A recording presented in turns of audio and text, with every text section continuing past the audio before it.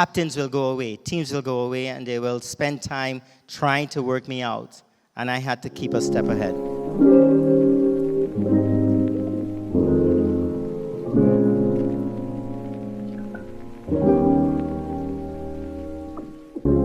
Well, he needs no introduction. The greatest player, one of the greatest players of all time, Brian Lara. Up you come. First of all, good evening. I want to have an opportunity to explain my lateness, but I'll get that a little bit later. So just to answer your question, is just that 1994 was an unbelievable year, and there was a 6-week period between scoring 375 against England in Antigua and coming to England to play for Warwickshire. And it was just an unbelievable, a really crazy period in my career. It's the best time I've ever had with the bat. And just to keep looking back at it is just unbelievable. And I remember that day on the 6th of June, all the shenanigans that happened for me to go out there and bat on the last day. Durham didn't want it to really make a game of it. I don't know why, because they had this guy who could hit me on my head. But it was just being back in this room and seeing some similar faces, Dennis Amos, Mr. Smith, and my teammates, and everybody. It's just an unbelievable feeling. We shared a car trip a few weeks ago in India when we were working together, and there was a lot of traffic, as you'd imagine, going to the ground. And Brian was sort of opening up about stuff, cricket, batting, etc. I mean, there are some geniuses who've played the game, all sports, that understand why they're a genius, and there's some that don't understand why they're a genius. This fella here understands why he was a genius. I mean, if you ever get the chance, perhaps after this, talk to him about batting, because there's everything obviously that you need to know. How can you score 501? I mean, talk us through that. I mean, most of us are happy when you get to 100 and raise your bat 3 figures. I mean, what was that like, going from 100 to 200 to 300? What was going through your mind? I was just having fun, really. I'm open to being corrected. Tim is here. A lot of guys in the dressing room, and it was the Monday, and I believe that we wanted to make a game of it against Durham, and they had a few injury problems, and they had a little bit of fear for my batting. And they decided that we're going to play for first innings points. I think they scored 400 to 500 runs, and they felt that they can get first innings points.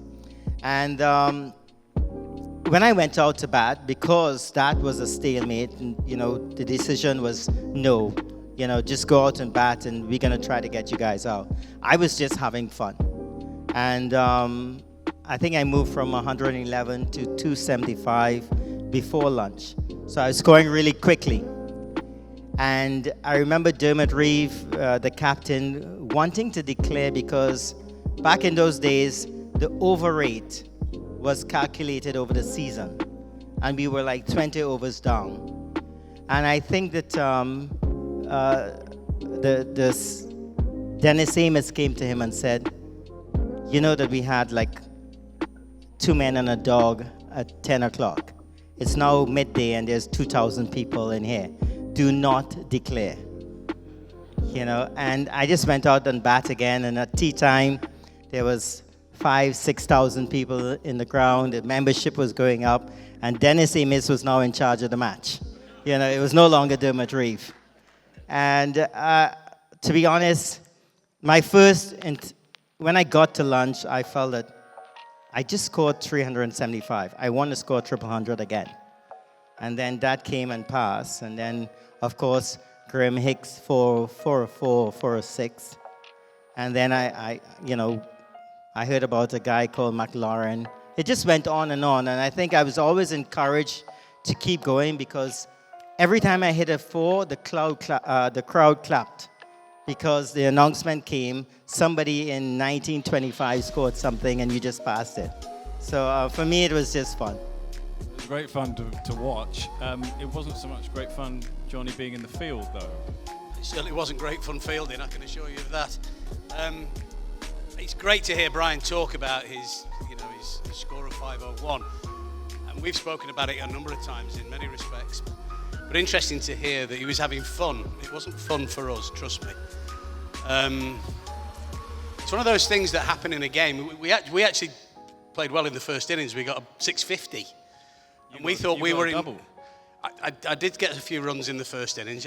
For some reason, nobody remembers my double 100. I can't understand why. Brian was 111 not out at the close of play on the second day.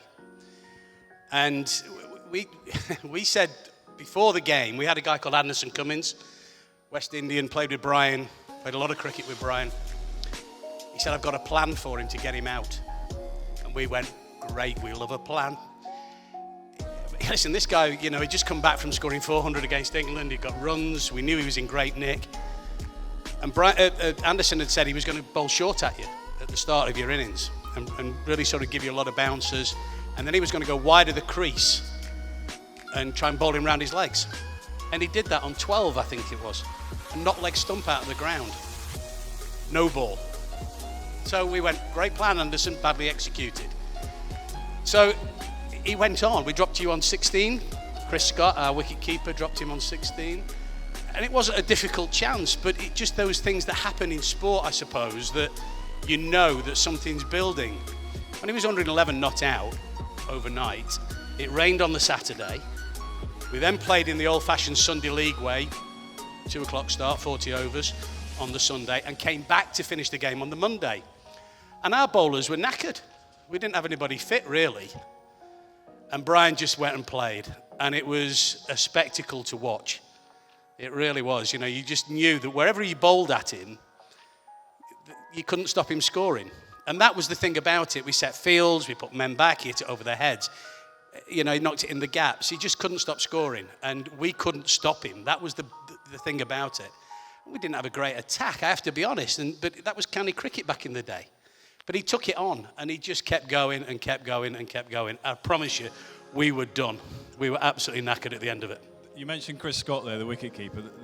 I don't know if these get embellished, these stories, but was it true? I mean, he said, I bet he goes on to get 100. I mean, is that true? Well, I was fielding at sort of extra coverish. Wayne Larkins was at sort of wideish gully. Phil Bainbridge was at first slip. And Chris Scott dropped this ball, went straight on the floor, and he turned to Phil Bainbridge at first slip and said, watch this bastard get 100 now. Well, 2 days later, we were still bowling at him, of course. So we don't remind George of that very often, I can assure you, but that's a very true story, yeah. You've had some incredible moments, the hundreds, the 400, the 300s, the 500s. When you look back at your career, what's your favourite moment with your bat in hand? What's the innings that gives you most pleasure? The most pleasure. Well, I think there's a debate, not a public debate, but a personal debate, whereby Wisden said that my innings against Australia and Barbados was supposed to be the best post-war innings after one of Don Bradman's innings before the war. And it was 153 not out in Barbados. But I didn't think that they calculated the fact that a week before that, I was in Jamaica, and my captaincy of the West Indies cricket team was on the line. I got a probation of 2 test matches. We lost in Trinidad. We got bowled out for, I think, 51 or something like that. And we got to Jamaica, and I assumed the captaincy from Courtney Walsh, who is Jamaican. So the minute I got to Jamaica, I got booed. I got at the airport, and I remember the Jamaican porters, when they pick up the luggage, when the West Indies come, they pick everybody's luggage up, they put it on the bus. I think the West Indies Cricket Board pays them. I looked out the bus and I saw my luggage on the ground. And I walked out, and a Jamaican porter said, Lara, come pick up your own bag. So I said, okay. I picked up my bag, I put it on the bus, and I spent 2 days at practice. And I walked out to toss with Steve Waugh. This, as far as I'm concerned, we're playing against the best team in the world. I have a pretty poor team. Other than Ambrose and Walsh, everybody else is, maybe I'm not sure if Chandra Paul was there, but there are a few good players, but there was a poor team against Australia. And the crowd booed me when we were going out to toss. And Steve Waugh looked at me and he said, "What did you do wrong?" I said, "Well, I don't know, but this is my last match anyways." And he won the toss and decided to bat. And when you walk out on a cricket ground in Jamaica, the stand is behind you. And as you know, a captain would walk out 5 yards in front of his team. I was actually scared of walking out because, I don't know, maybe a red stripe bottle, anything that hit me in the back of the head. But as I walked on the field, Courtney Walsh put his hand around my shoulder. And it was the most magnanimous thing anybody have ever done for me. We walked on the field. He's Jamaican. Nobody can boo him. And Australia made 259.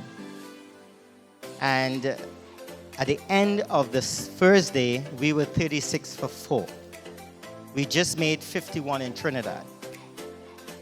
And I was not out on 6. Got booed walking out to bat, got booed walking back into the pavilion, not out for 6. And one of my best Jamaican friends came and he brought some jerk chicken and jerk pork to my room. And he said to me that, "You guys going to win this match." I looked at him, and Jamaica is very known for the best marijuana in the world. And I thought, well, this guy must have smoked the best spliff ever, because there's no way we can win this match. And I went out the next day, and in Jamaica, the cricket pitch, the practice pitch is actually on the ground. So you have to practice and get it off. And I remember putting on my pads, I was not out, and I went to the nets. And the Australians were there. And I said to Steve Waugh, "Can I have a net?" He said you'd have it in 10 minutes. I said, "But Steve, I'm batting." He said, "Well, we're going to be batting soon." Well, I don't want to tell you exactly what I told him. But I went on the grass and I started to knock up. I didn't go into that. I didn't get a chance. And we were 36 for 4, and we ended up 375 for 4 that day. And to me, that innings showed me the character that I am. It showed me how strong I was. And a week later, we were in Barbados, and I scored 153, and, the whole world was celebrating that victory against Barbados. But silently, I felt that my 213 in Jamaica was the best I've ever batted.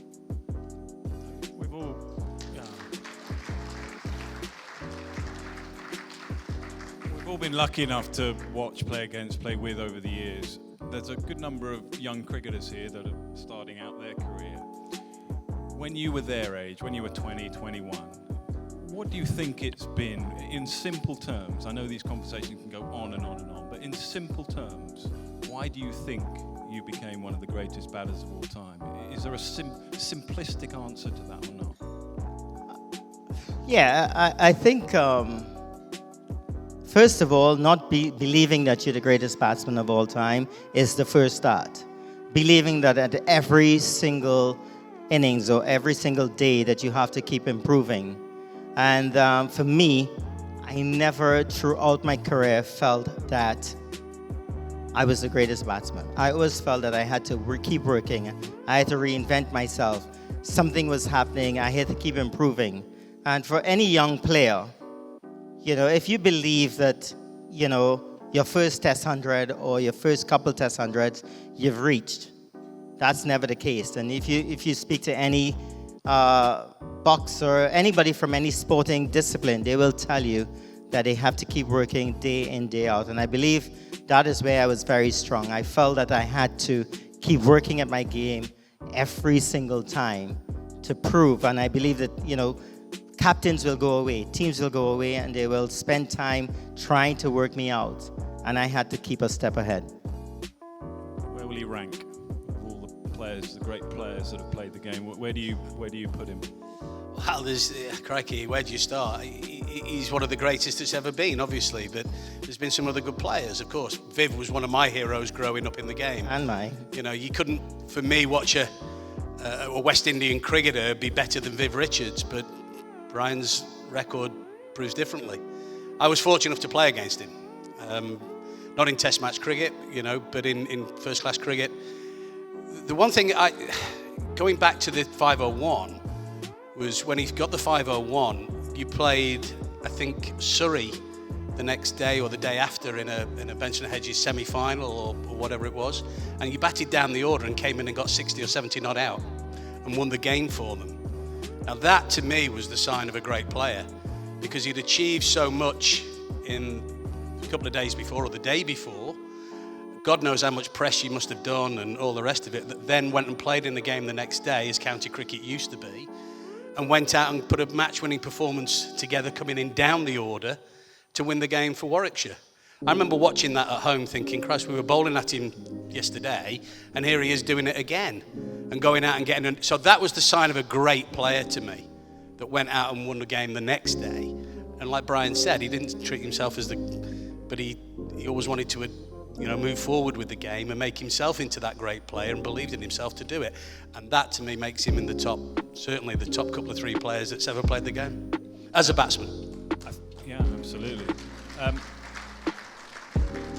We're just going to try and break from this. I'm hoping the lady's listening to this behind the screen, because she's going to put the VT on now. For those that didn't, let's remind ourselves of that 501. Are you there? Yes. I still don't think this makes me a great cricketer. I'm still just 24 and got a lot of cricket ahead of me. Hopefully when I get to a ripe old age, then I can be talked about as a great cricketer.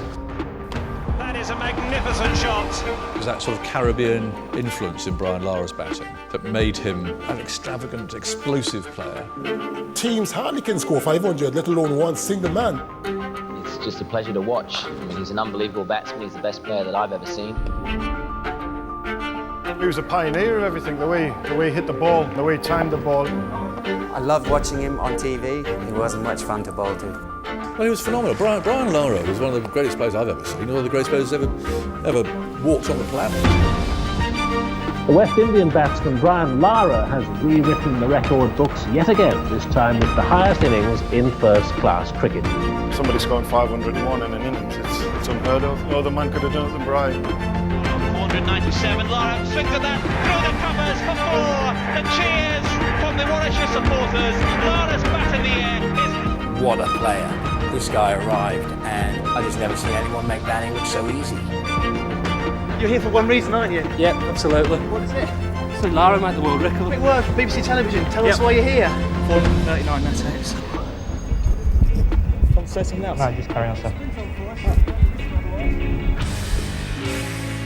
I remember Bruni and Ireland sort of following you and sort of not really knowing what to do with myself once we got to Lara. You just wanted to be part of the moment. When he first came to the party, he was very small, a large afro. He was just slightly above his thumbs. He came from being Brian Lara, the test batsman, to Brian Lara, probably one of the greatest batsmen in the world, in the space of a month. We can look to him as a leader. The immediate sort of birth, if you like, of a genuine sporting superstar. And he was a superstar. He looked a superstar, he was cool, how he moved. You just knew this guy was something special.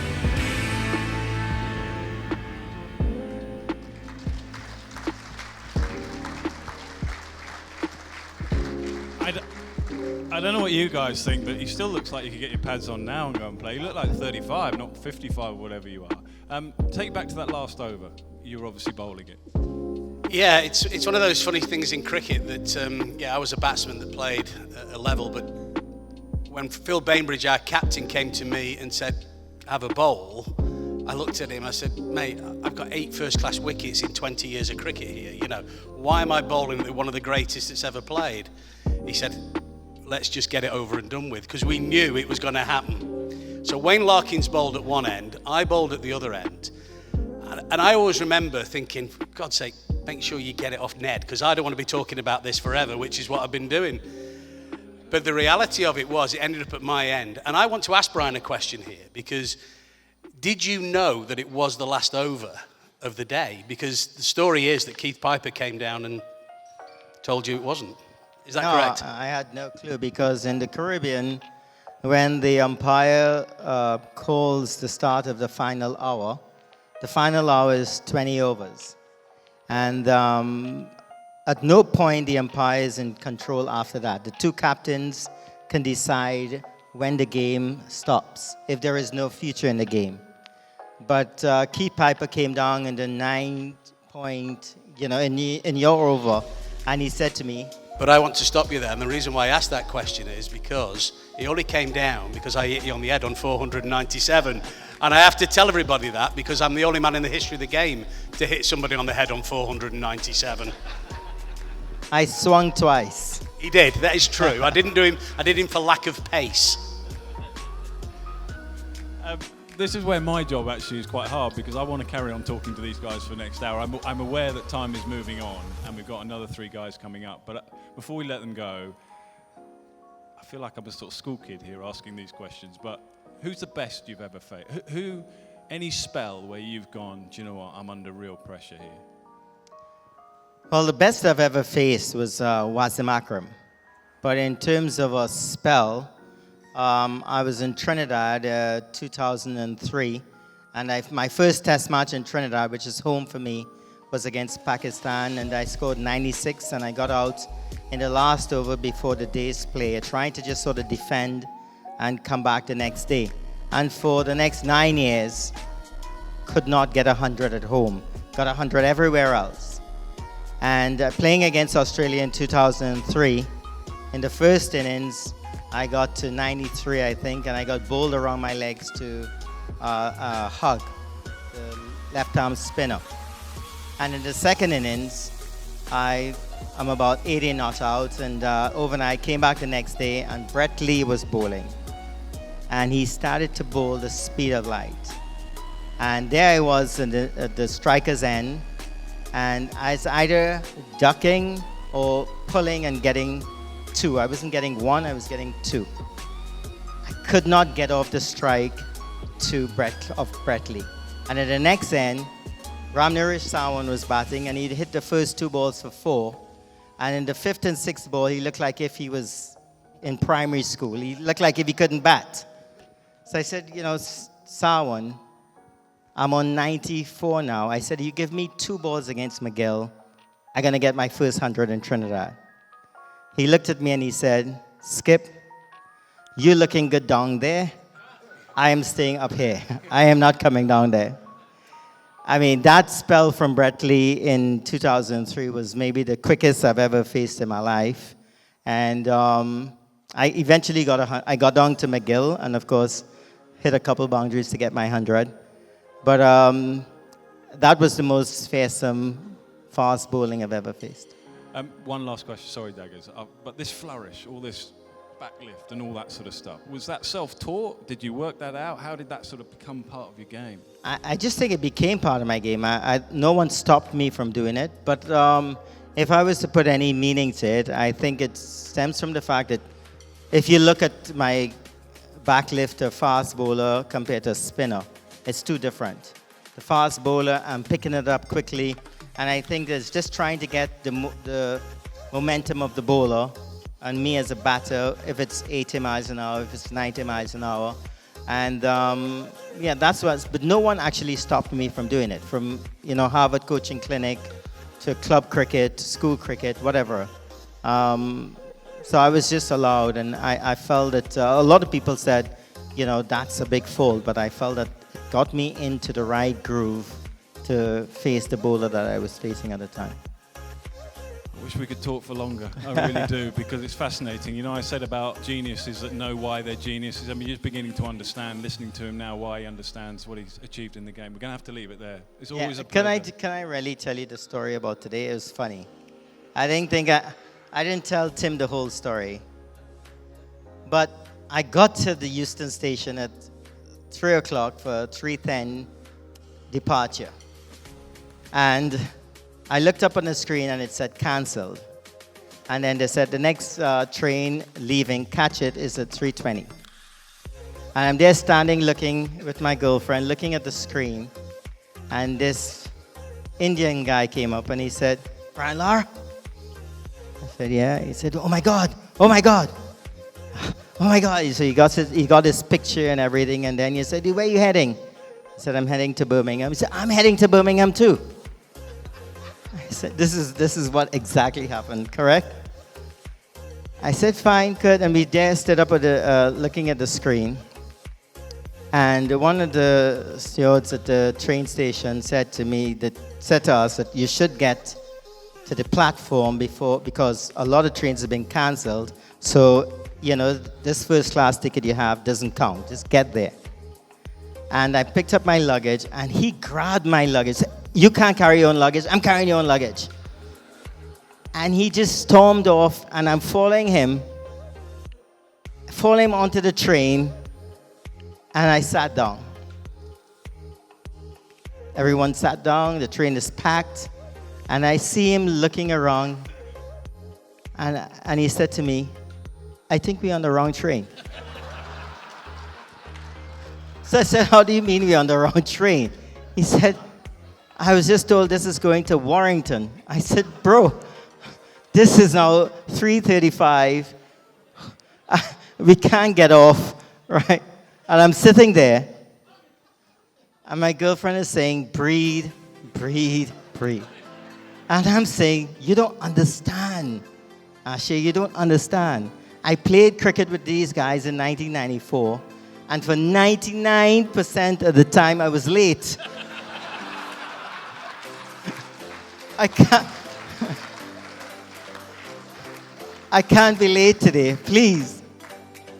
Anyways, alarm bell, he said, that's Brian Lara. So there's a lot of autographs on the train, and I'm pissed.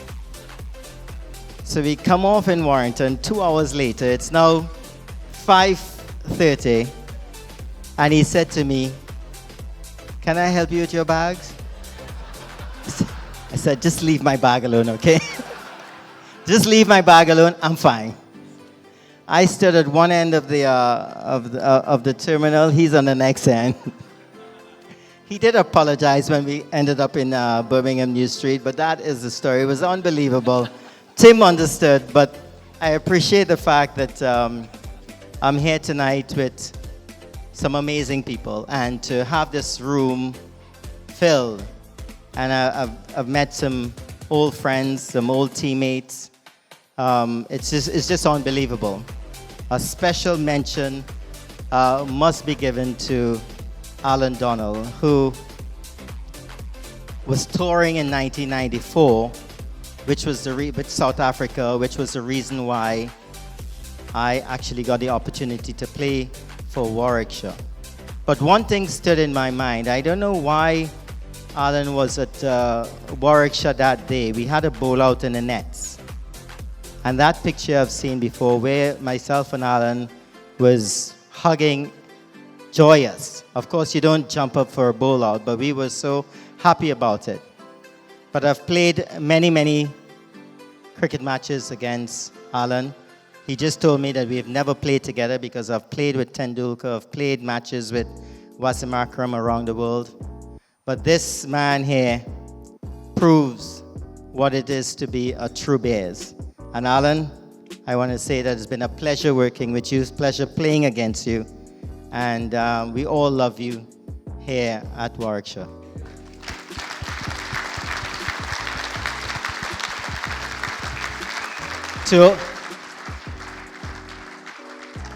To all my teammates, and I'm not afraid to say it in front of everybody here, but to my championship captain in 1994, my championship captain, because I believe that he played a lot of games as captain as somebody else was injured, to Tim Munton, you are a gem.